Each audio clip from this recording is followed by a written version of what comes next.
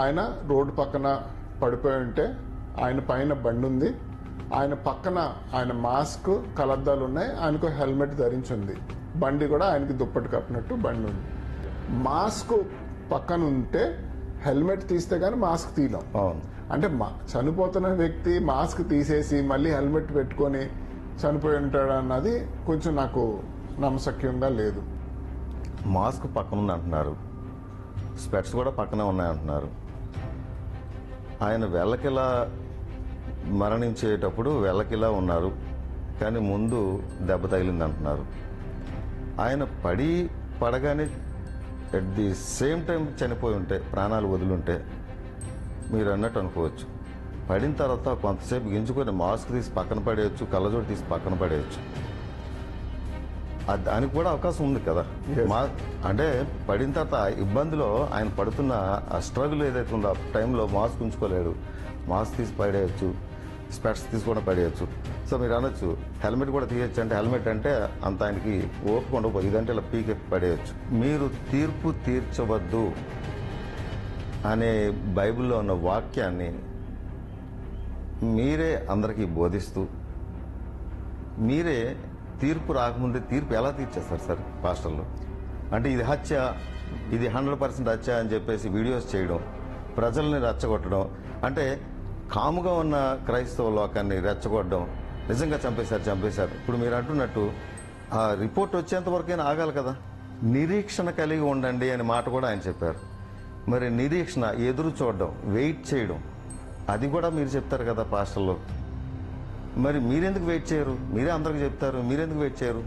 మతాలు మధ్యన చిచ్చు పెట్టి రెచ్చగొట్టే పరిస్థితి రావడానికి కారణం అంటే విధ్వంసాలకు కానీ ఆందోళన కానీ ఇలాంటివి ఏమైనా చేయడానికి మీరు రెడీ అయ్యారా?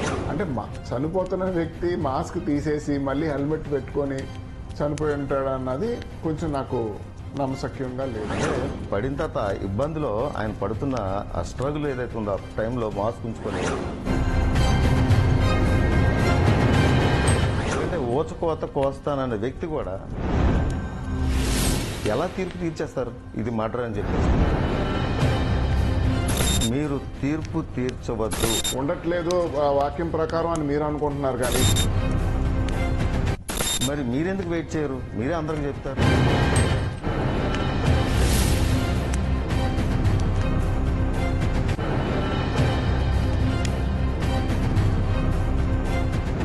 ప్రస్తుతం 2 తెలుగు రాష్ట్రాల్లో ప్రవీణ్ పగడాల మరణం సంచలనంగా మారింది.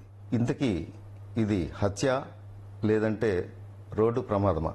క్రైస్తవులు ఎక్కువ శాతం దీన్ని హత్యగా భావిస్తుంటే మరికొంతమంది కాదు, ఇది రోడ్డు ప్రమాదమే అంటున్నారు. ఇది ఇవాల్టి విశ్లేషణ. మనతో ఉన్నారు ఏపీ క్రిస్టియన్స్ ఫోరం అధ్యక్షులు ఆలివర్ రాయ్ గారు. నమస్తే అండి. నమస్తే అండి. ఎలా ఉన్నారు సార్? థ్యాంక్ యూ అండి. Thank you for this opportunity. ఇప్పుడు ఈ ప్రవీణ్ పగడాల గారి మరణం క్రైస్తవ లోకాన్నే శోక సముద్రంలో ముంచేసిన విషయం మీకేమనిపిస్తుంది? ప్రవీణ్ పగడాల గారు నాకు చాలా మంచి మిత్రుడు. అనేక సార్లు రక్షణ టీవీలో మీ ఇద్దరం కలిసి కొన్ని అంశాలు లైవ్లో చర్చించడం కూడా జరిగింది కొన్ని విషయాలపైన. అలాగే ఆయన విశాఖపట్నం వచ్చినప్పుడు ఆయన సెమినార్స్ అటెండ్ అవడం కానీ ఆన్లైన్ వీడియోస్ చూడడం కానీ ఈ రీతిగా మా ఇద్దరికి సాన్నిహిత్యం కొంచెం ఎక్కువగానే ఉండేది. ఎందుకంటే మా ఆలోచన విధానం క్రైస్తవ సమాజానికి ఏం చేయొచ్చు అన్న ఒక ఆలోచన విధానం మా ఇద్దరిది కొంచెం కలిసేవి.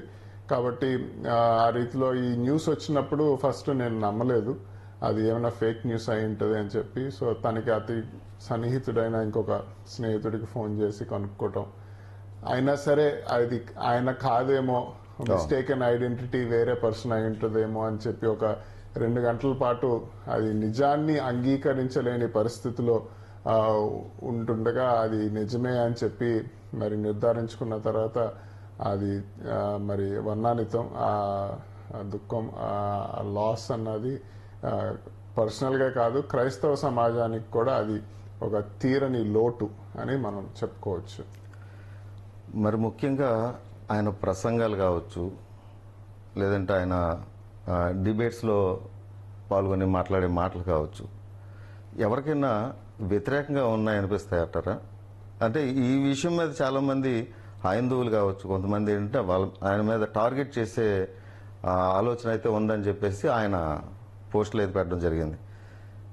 మీకేమనిపిస్తుంది? అంటే ప్రవీణ్ గారు ఒక ఇంటలెక్చువల్ అండి. అంటే ఆయన ఆలోచన విధానం, మేధాశక్తి సాధారణ మనిషి కన్నా కొంచెం ఎక్కువ ఉంటది. రెండోది ఏంటంటే ఆయన వ్యక్తిగతంగా ఎవరిని కించపరచాలి అని ఏ మాట అన్నాడు అన్నది నేనైతే నమ్మను. నేను ఆయన చూసిన వీడియోస్లో వాస్తవం ఏంటి అన్నది నిక్కచ్చిగా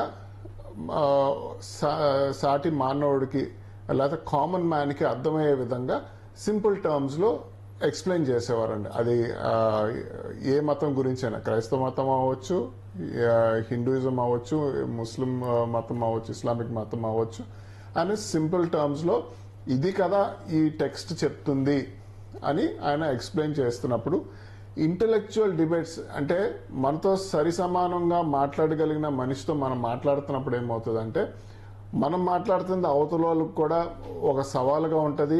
వాళ్ళు ఎంజాయ్ చేస్తారు, వాళ్ళు కూడా ప్రతి సవాలు మనకి వేస్తారు, మనం అది ఎంజాయ్ చేస్తూ ఒక ఉన్నతమైన భావాలతో ఆ కాన్వర్సేషన్ నడుస్తుంది. చూసే మూడో మనిషికి ఏమనిపిస్తుంది అంటే అరే వీడు మన గురించి తప్పుగా మాట్లాడుతున్నాడు, మన గురించి తక్కువగా మాట్లాడుతున్నాడు అన్నది థర్డ్ పర్సన్కి అనిపించవచ్చు. అందులో మరి అది సహజమే. సో అలాంటి కోణంలో చూసినప్పుడు కొంతమందికి ఆయన మాట్లాడిన మాటలు బట్టి ఇబ్బంది కలిగి ఉండొచ్చేమో అని నేను ఎప్పుడు ఆయన వివాదాస్పదమైన వ్యాఖ్యలు ఎప్పుడు చేయలేదంటారా? వివాదాస్పదం వ్యాఖ్యలు అంటే కొంతమంది నిజం అయితే వివాదాస్పదం, కొంతమంది పాస్టర్లు ఉన్నారు. అవునండి, వివాదాస్పదమైన వ్యాఖ్యలు చేసే వాళ్ళు కూడా ఉన్నారు. ఈ ప్రవీణ్ పగడాల అనే పాస్టర్ గారు అలాంటి వ్యాఖ్యలు ఎప్పుడు చేయలేదంటారా? ప్రవీణ్ పగడాల గారు ఎప్పుడు కూడా సవాల్ చేయలేదండి ఎవరిని. ఆయన కేవలం ఉన్నదాన్ని ఉచ్చరించేవాళ్ళు, ఉన్నదాన్ని వివరించేవారే తప్ప సవాలు చేసి వివాదం అన్నది ఎప్పుడు జరుగుతుంది అంటే వాస్తవాన్ని సగమే చెప్పి సగం ఆపేస్తే వివాదం అవుతుందని. వాస్తవాన్ని వాస్తవం లాగా చెప్తే మన అవగాహన లోపం ఉన్న వివాదం అవుతుంది. రిసీవ్ చేసుకున్న దాన్ని బట్టి ఉంటుంది. సో ఆయన కావాలని వివాదాలు కొని తెచ్చుకునేవాడైతే కాదు అన్నది నా నమ్మకం. కొంతమంది క్రైస్తవులు, కొంతమంది కాదు, మాక్సిమం క్రైస్తవులు అందరూ కూడా, అది పాస్టర్లు కావచ్చు, విశ్వాసులు కావచ్చు, ఇది 100% హత్య అంటున్నారు. మరోవైపు ఇన్వెస్టిగేషన్ చేస్తున్న వారు కావచ్చు, అలాగే కొంతమంది హైందవులు కావచ్చు, వాళ్ళు దీన్ని ఏమంటున్నారంటే ఇది యాక్సిడెంట్ అంటున్నారు. ప్రస్తుతం నడుస్తున్నది ఇది. ఎవరికి వారు డిసైడ్ అయిపోతున్నారు. యాక్చువల్గా చెప్పాలంటే ఇది ప్రభుత్వం అధికారులు దీన్ని ఇన్వెస్టిగేషన్ చేసిన తర్వాత ఫైనల్గా రిపోర్ట్ వచ్చిన తర్వాత దీని గురించి చర్చించుకోవాలి. అప్పుడు కదా ఇది నిజమా, ఇందులో నిజం ఉందా, అబద్ధం ఉందా అని. కానీ ఇప్పుడు దానికి ముందే ఎవరికి వారు ఇది 100% హత్య, ఇది 100% రోడ్డు ప్రమాదం అన్నారు. ఇంతకీ మీరేమనుకుంటున్నారు? సార్, అది హత్య రోడ్డు ప్రమాదమా అనే నిర్ధారణ చేయడానికి మనం ఎవరమండి? మన చేతిలో ఉన్న టూల్స్ ఏంటి? ఫారెన్సిక్ టూల్స్ అసలు మన చేతిలో ఏమీ లేవు. కాకపోతే నాకు కూడా ఇదే ప్రశ్న ఒక పెద్ద ఆయన నన్ను ఒక ఆఫీసర్ అడిగినప్పుడు నేను ఒకటే చెప్పాను. మేము ప్రవీణ్ పగడాల గారు చనిపోయారు అన్నది మాకు ఎలా తెలిసింది? ఆయన రోడ్డు పక్కన పడిపోయి ఉంటే ఆయన పైన బండి ఉంది, ఆయన పక్కన ఆయన మాస్క్, కలద్దాలు ఉన్నాయి, ఆయనకు హెల్మెట్ ధరించి ఉంది, బండి కూడా ఆయనకి దుప్పటి కప్పినట్టు బండి ఉంది. సో అది ఆ ఫోటో చూసి ఈయన చనిపోయారు అన్నది మాకు తెలిసింది. సో మాకు ఆ ఫోటోకి క్లారిటీ ఇవ్వండి, బండి మనిషి మీదకి ఎలాగొస్తుంది, రైట్? మాస్క్ పక్కన ఉంటే హెల్మెట్ తీస్తే గానీ మాస్క్ తీయలేం. అంటే చనిపోతున్న వ్యక్తి మాస్క్ తీసేసి మళ్ళీ హెల్మెట్ పెట్టుకొని చనిపోయి ఉంటాడు అన్నది కొంచెం నాకు నమ్మశక్యంగా లేదు. అలాగే కలద్దాలు కూడా మడత పెట్టి పక్కన ఉన్నాయి. అలాగే చెస్ట్ మీదేమో ఒక ఫుట్ ప్రింట్ ఉంది టీషర్ట్ మీద.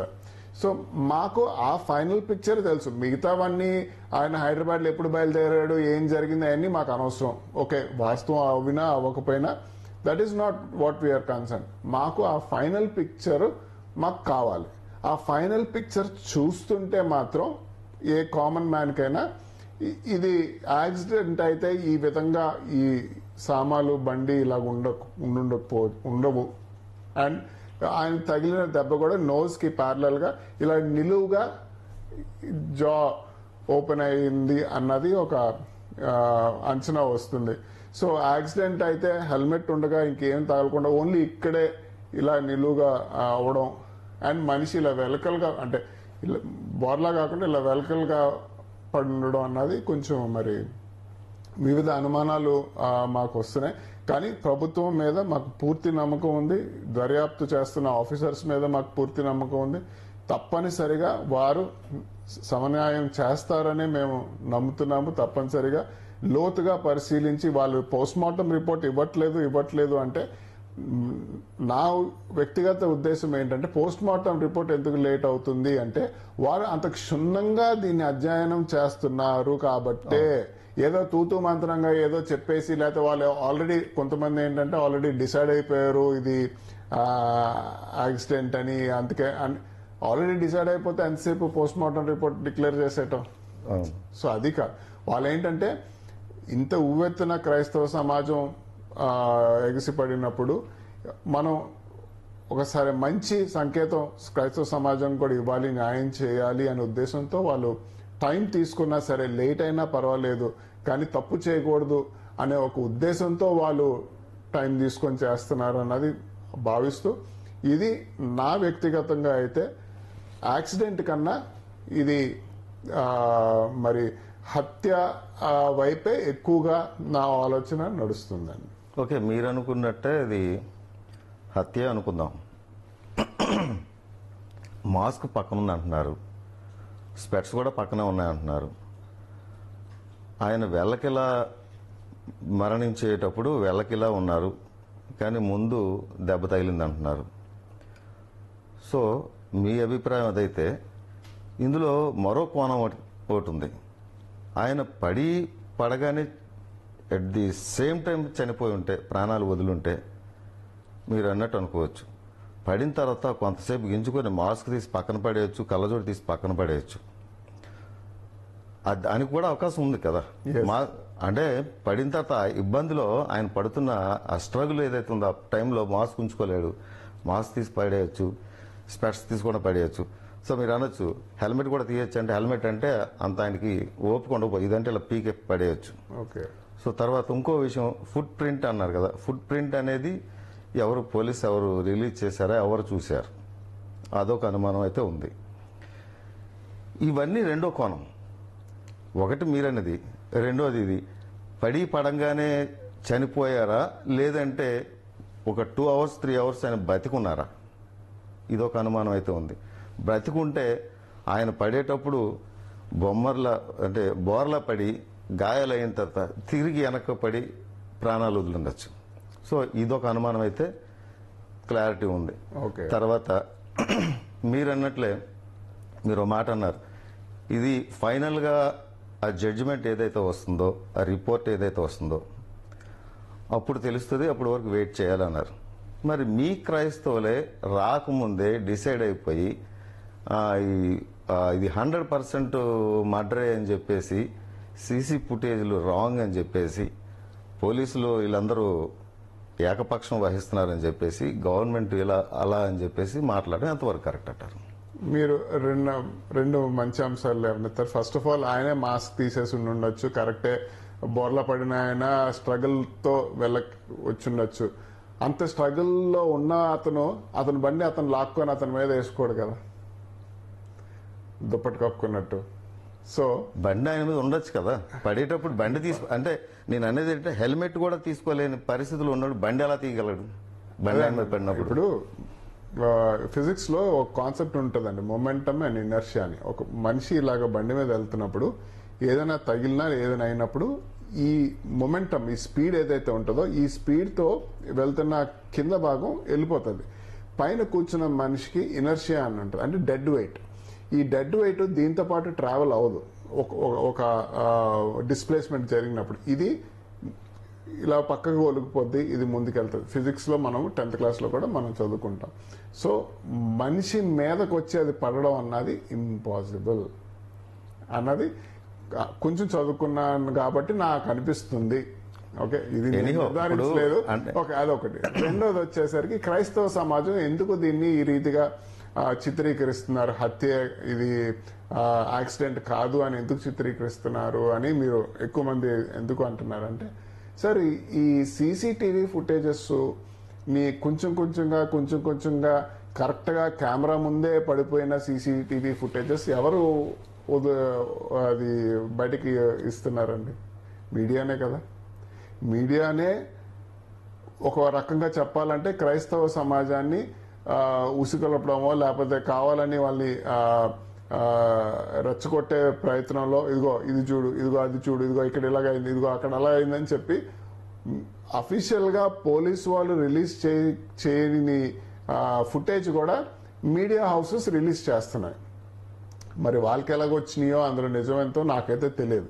సో ఇలాగా చేసినప్పుడు ఎవరికైనా సరే బాధలో ఉండి, ఇప్పుడు ఏ పిల్లిని కూడా రూమ్ లో పెట్టి కొడితే పుల్ అవుతుందంట.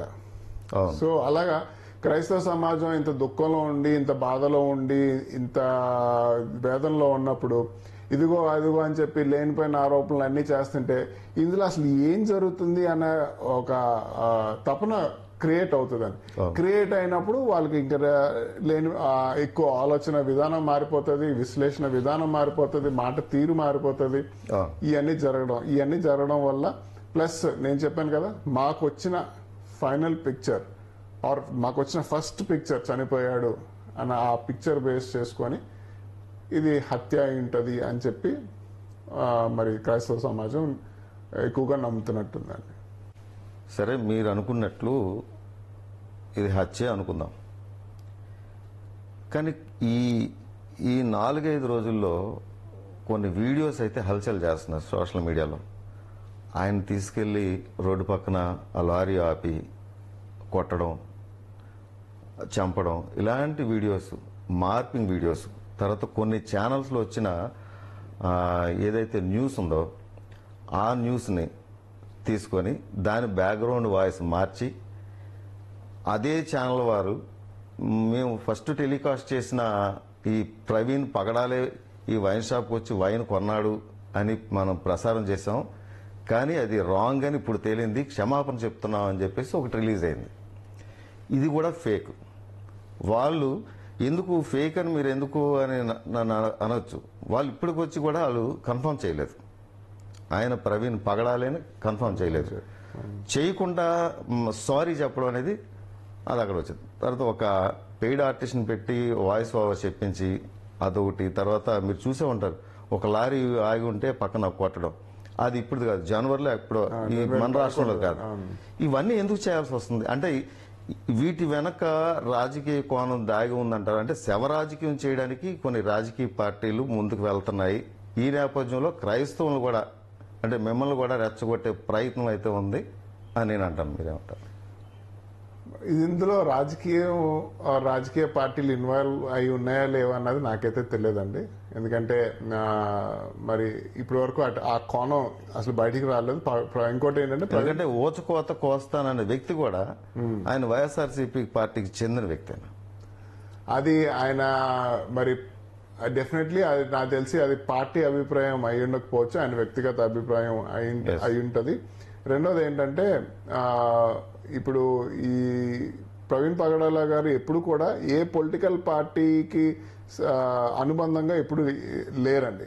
ఏ పార్టీ అధికారంలో ఉన్నా సరే ఒకవేళ క్రైస్తవ సమాజానికి ఏమైనా ఇబ్బందికరమైన పరిస్థితులు వస్తే తప్పనిసరిగా ఆ పరిస్థితిని బట్టి అంతవరకు ఆయన ఏదైనా ఒక ఒపీనియన్ ఎక్స్ప్రెస్ చేసి ఉంటారేమో తప్ప he was never political analyst or political critic అండి. 100% ఆయనైతే రాజకీయ.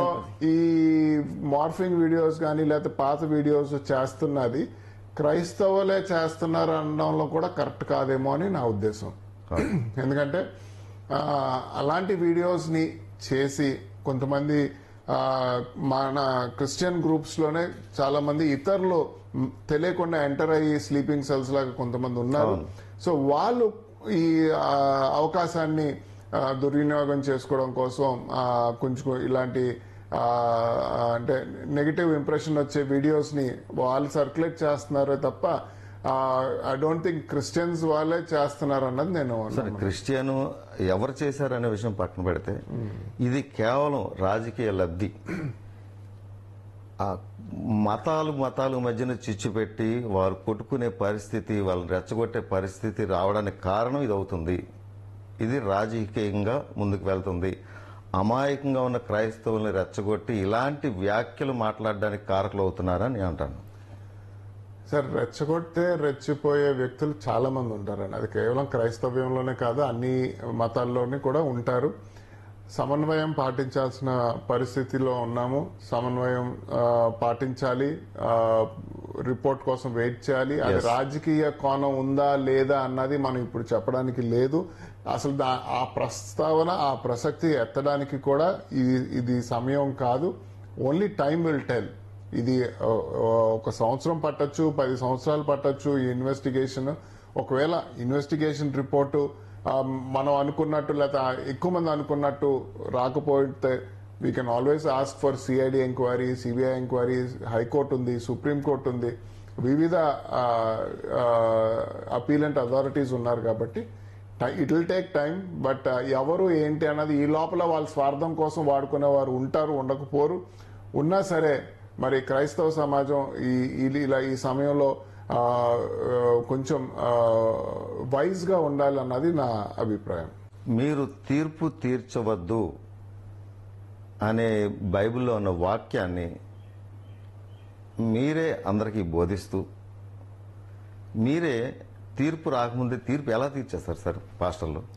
అంటే ఇది హత్య, ఇది 100% హత్య అని చెప్పేసి వీడియోస్ చేయడం, ప్రజల్ని రెచ్చగొట్టడం, అంటే కాముగా ఉన్న క్రైస్తవ లోకాన్ని రెచ్చగొట్టడం, నిజంగా చంపేశారు. ఇప్పుడు మీరు అంటున్నట్టు ఆ రిపోర్ట్ వచ్చేంత వరకైనా ఆగాలి కదా. తీర్పు తీర్చొద్దని చెప్పేసి వాక్యం అంటూ ఉంటే ఆ వాక్యాన్ని బోధించే పాస్టర్లే ఎలా తీర్పు తీర్చేస్తారు? ఇది మర్డర్ అని చెప్పేసి. ఇది కరెక్ట్ అంటారా? తీర్పు తీర్చటం అన్నది ఒక కాన్సెప్ట్ అయితే, కంక్లూజన్ కి రావడం అన్నది ఇంకో కాన్సెప్ట్. కంక్లూజన్ అంటే తుది అభిప్రాయం. ఓకే, ఒక అభిప్రాయం ఫార్మ్ అవడం. అభిప్రాయం ఫార్మ్ అవడానికి తీర్పు తీర్చడానికి చాలా వ్యత్యాసం ఉంది. సో తీర్పు తీర్చడం అంటే నువ్వు తప్పు చేస్తే, నువ్వు లేకపోతే దొంగతనం చేస్తే నువ్వు దొంగ అని నిర్ధారించేసి వాడికి శిక్ష వేస్తే అది తీర్పు. నువ్వు ఆడు దొంగతనం చేశాడేమో, అయితే దొంగతనం జరిగింది అని చెప్పడం ఒక నిర్ధారణ. సో ఇక్కడ మనం తీర్పు తీర్చట్లేదు. అంటే నేను కాదు, చేసిన వారు ఎవరైతే వ్యాఖ్యలు చేసిన వారు ఉన్నారో వారు ఒక నిర్ధారణకు వచ్చారని నేను అనుకుంటున్నాను. కానీ తప్పనిసరిగా క్రైస్తవులకు తీర్పు తీర్చే హక్కు లేదు, తీర్చకూడదు. అది చట్టం తన పని తను చేసుకోవాలి. ఓకే, మీరు అనుకున్నట్టు అది ఒక పక్కన పెడదాం. నిరీక్షణ కలిగి ఉండండి అనే మాట కూడా ఆయన చెప్పారు. మరి నిరీక్షణ, ఎదురు చూడడం, వెయిట్ చేయడం, అది కూడా మీరు చెప్తారు కదా పాస్టర్లో. మరి మీరెందుకు వెయిట్ చేయరు? మీరే అందరికి చెప్తారు, మీరెందుకు వెయిట్ చేయరు? మరి దీని గురించి చెప్పండి సార్. మీరు ఒకటి ఆలోచించండి. ఆ రోజు రాజమండ్రి గవర్నమెంట్ హాస్పిటల్ దగ్గర ఎంతమంది జనాలు ఉన్నారు? ఒక సుమారుగా మీరు మీ అంచనాలో ఎంతమంది గ్యాదర్ అయి ఉంటారు ఆ రోజు సాయంత్రం కల్లా? 10,000 మంది ఉంటారా? ఈజీగా ఉండొచ్చు. ఎప్పుడైనా సరే, ఎక్కడైనా సరే ఒక మతానికి సంబంధించిన అంత పెద్ద గ్యాదరింగ్, అంత పీస్ఫుల్ గ్యాదరింగ్, ఇలాంటి సంక్షోభంలో, ఇలాంటి దుఃఖంలో, ఇలాంటి పరిస్థితుల్లో గ్యాదర్ అయిన గ్యాదరింగ్, అంత పీస్ఫుల్ గ్యాదరింగ్ మీరు ఎప్పుడైనా చూసారా? ఒక్క డ్యామేజ్ జరగలేదు, ఒక నెగిటివ్ స్లోగన్ రాలేదు, ఒక అన్రెస్ట్ లేదు. అందరూ కూడా నిబద్ధతతో అలాగా ఉన్నారా లేదా? హైదరాబాద్ ఇక్కడే కాదు, హైదరాబాద్ అసలు ఆ జన సముద్రం ఎక్కడైనా సరే వాళ్ళు ఒక దిష్టిబొమ్మ తగులుపెట్టడం కానీ, ఎక్కడైనా సరే గవర్నమెంట్ ని ఒక మాట అనడం కానీ ఏమైనా చేశారా? అదే నిజంగా మాకు విశ్వాసం లేదు, నిజంగా మేము ఓపికతో వేచి ఉండలేదు అనుకుందాం. పరిస్థితులు ఎంతసేపు అండి రెచ్చగొట్టి తారుమారు చేయడం. సో అది మీరేం చూస్తున్నారంటే వీళ్ళు టీవీలో చేసే వ్యాఖ్యలు, టీవీలో చేస్తున్న విశ్లేషణ బట్టి క్రైస్తవులకు వాళ్ళు అంత ఓపికగా ఉండట్లేదు వాక్యం ప్రకారం అని మీరు అనుకుంటున్నారు. కానీ మేము ఆల్రెడీ ఉన్నామని కూడా మేము ప్రదర్శించాం, ఉండగలం అని కూడా మేము చూపిస్తున్నాం, ఇప్పటికి కూడా చూపిస్తున్నాం. ఆ రోజు చనిపోయేటప్పుడు హాస్పిటల్ దగ్గర గ్యాదరింగ్ ఆ టైం, ఎందుకంటే ఒక మనిషిని కోల్పోయాం అనే బాధ అనేది అందరికీ ఉంటుంది, సహజమే. అక్కడ వ్యక్తపరచచ్చు, ఎందుకంటే ఇతన్ని 100% మర్డర్ అని వ్యక్తపరచచ్చు. అంతవరకు బాగానే ఉంది. ఇది అయిపోయిన తర్వాత ఇన్వెస్టిగేషన్ స్టార్ట్ అయిన తర్వాత ఇప్పటి వరకు స్టిల్ నౌ ఇప్పటి వరకు కూడా అదే వ్యాఖ్యలు, రకరకాల అంటే వెయిట్ మీరేమన్నారు ఫస్ట్, ఇది హత్య లేదంటే ప్రమాదమా అని మిమ్మల్ని అడిగినప్పుడు ఏదేమైనా సరే ప్రభుత్వం మీద, అధికారుల మీద నాకు నమ్మకం ఉంది, వచ్చే వరకు వెయిట్ చేయాలి, వచ్చిన తర్వాత నిజాలు తేలుతాయని మీరు అన్నారు. కానీ ఇలా మీలాగా మిగతా వాళ్ళు ఎందుకు ఉండట్లేదు అసలు? సార్, ఇప్పుడు ఈ చేస్తున్న వ్యాఖ్యలు ఎవరు చేస్తున్నారు అన్నది మనం ఒకసారి చూడాలని. ఆంధ్ర రాష్ట్రంలో క్రైస్తవ లీడర్షిప్ లో కొంతమంది లీడర్స్ ఉంటారు, ఒక ప్రామినెంట్ ఫేసెస్ ఉంటారు. రాజమండ్రిలో ప్రతాప్ సిన్హా గారు, జుహానీ గారు, అలాగే విశాఖపట్నంలో కేఆర్ సింగ్ గారు, ఇలాగా ఒక్కొక్క దగ్గర, ఇప్పుడు తిరుపతిలో అరుల్ అరస్ గారని, ఇట్లాగా ఒక్కొక్క ప్రాంతంలో కొంతమంది పెద్దలు అంటే వీళ్ళని చూడంగానే ఒక ఈయన క్రైస్తవ నాయకుడు, చాలా పోరాటాలు చేశాడు, చాలా. వీళ్ళు ఎవరైనా మాట్లాడారా? వీళ్ళు ఎవరైనా నెగిటివ్ గా కానీ లేకపోతే మీరు అంటున్నట్టు విరుచుకుపడడం కానీ ఏమైనా చేశారు? చేసేవాళ్ళు కొంతమంది ఉన్నారు. అసలు వాళ్ళు ఎక్కడి నుంచి వచ్చారు? వాళ్ళందరూ కూడా యూట్యూబర్స్. యూట్యూబ్ వ్యూస్ కోసం, యూట్యూబ్ లైక్స్ కోసం, ఒక సెన్సేషనలిజం క్రియేట్ చేసుకోవడం కోసం, వారికి వారు ఒక ఇమేజ్ క్రియేట్ చేసుకోవడం కోసం, నేను క్రైస్తవుల తరపున, కేవలం ఆంధ్ర రాష్ట్రమే కాదు తెలంగాణ రాష్ట్రం క్రైస్తవుల తరపున నేను చెప్తున్నాను, మాకు నమ్మకం లేదని ఒక అతను. Who is he? అసలు ఎక్కడి నుంచి వచ్చారు వీళ్ళందరూ? వీళ్ళందరినీ వీళ్ళందరి వల్ల క్రైస్తవ సమాజం భ్రష్టుపడుతుందేమో అన్నది నా ఉద్దేశం. 100%. మీరు ఎప్పుడైనా సరే గుర్తుంచుకోవాలి, ప్రభుత్వం వారు కానీ లేకపోతే సమాజం కానీ, క్రైస్తవ నాయకులు, గుర్తింపు పొందిన క్రైస్తవ నాయకులు కొంతమంది ఉన్నాం. మేము ఏం మాట్లాడుతున్నాం, మేము ఏ రీతిగా స్పందిస్తున్నాం, మేమేం అన్నాము, మేము అన్న దాంట్లో తప్పు ఉంటే తప్పనిసరిగా మమ్మల్ని క్వశ్చన్ చేయొచ్చు. పెద్దలు ఉన్నారు, వాళ్ళని క్వశ్చన్ చేయండి.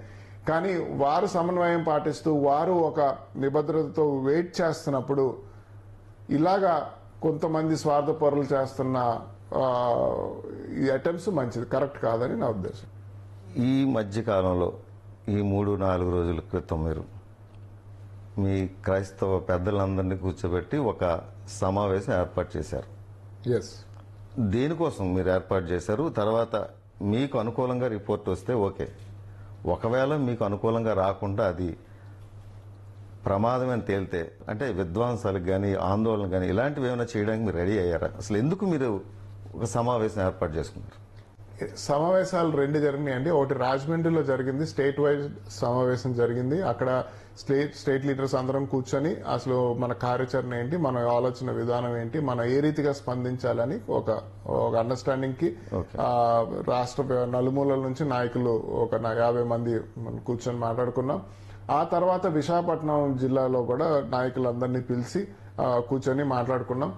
మెయిన్ ఏంటంటే మీరు అన్నట్టు ఎవరు పడితే వారు ఏది పడితే అది మాట్లాడేస్తున్నారు. సో ఇది కరెక్ట్ కాదు. వారిని ఏ రీతిగా మనం కొంచెం కంట్రోల్ చేయగలము, వారికి ఏ రీతిగా మనం ఈ విషయాలు చెప్పగలము అనే ఉద్దేశంతో ఆ మీటింగ్ పెట్టి, బాబు ఇది కరెక్ట్ కాదు, మనం మన కార్యాచరణ మీరు అన్నట్టు ఆందోళన చేయాలా లేకపోతే విధ్వంసం సృష్టించాలా అంటే ఏమీ కాదు. We're peace loving citizens of India. క్రైస్తవులు అంటే ఎప్పుడైనా సరే పీస్ లవర్స్. సో ఒకవేళ మాకు అనుకూలంగా వస్తే మంచిదే, రాకపోతే ఏం చేయాలి అంటే మా కార్యాచరణ ఒకటే, we will take all possible recourses, legal recourses. మాకు న్యాయపరంగా చట్టం ప్రకారంగా మాకున్న అన్ని రకాల సొల్యూషన్స్ కోసం మేము డెఫినెట్గా అన్ని కోణాల్లో దాన్ని మేము ముందుకు సాగుతామే తప్ప మేము రోడ్లెక్కి ఆందోళన చేసి గొడవ చేసే అంత అవసరం క్రైస్తవ సమాజానికి లేదు. ఎందుకంటే వీ క్లియర్లీ బిలీవ్ దేవుడే రాజ్యం ఆడేవాడు, దేవుడే. He is the one who will fight for us. కానీ లా అనేది మాకు దేవుడు ఆల్రెడీ లా ఆఫ్ ల్యాండ్ ఇచ్చాడు కాబట్టి ఆ లా ఆఫ్ ల్యాండ్ ప్రకారం మేము ఏం చేయగలం అన్నది తప్పనిసరిగా చేస్తాం. లా ఆఫ్ ల్యాండ్ మాత్రం అది కూడా మాకు అక్కర్లేదు అన్నది లేదు. లా ఆఫ్ ల్యాండ్ మేము గౌరవిస్తాం. లా ఆఫ్ ల్యాండ్ ప్రకారం మాకు ఏదైతే లీగల్ రీకోర్స్ ఉందో తప్పనిసరిగా ఆ రీకోర్స్ మేము ఫాలో అవుతాం. ఇప్పుడు ఏపీ క్రిస్టియన్ లీడర్స్ ఫోరం అధ్యక్షుడిగా మీ క్రైస్తవ లోకానికి ఈ సందర్భంగా ఏం చెప్పాలనుకుంటున్నారు? ఒకటేనండి, this is not the time to make allegations.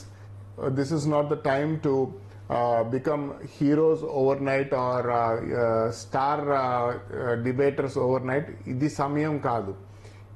నిన్న రాత్రి మా జెసికా ప్రగడాల సిస్టర్ గారు ఇచ్చిన beautiful message, spread the love of Christ. దేవుడు మనకి ఏదైతే అప్పచెప్పాడో, యేసుక్రీస్తు కూడా సిలువ మోస్తూ వెళ్తున్నప్పుడు అనేక మంది తిట్టారు, ఉమ్మూసారు, హేళన చేశారు. కానీ ఆయన purpose of carrying the cross అన్నది ఆయన మర్చిపోలేదు.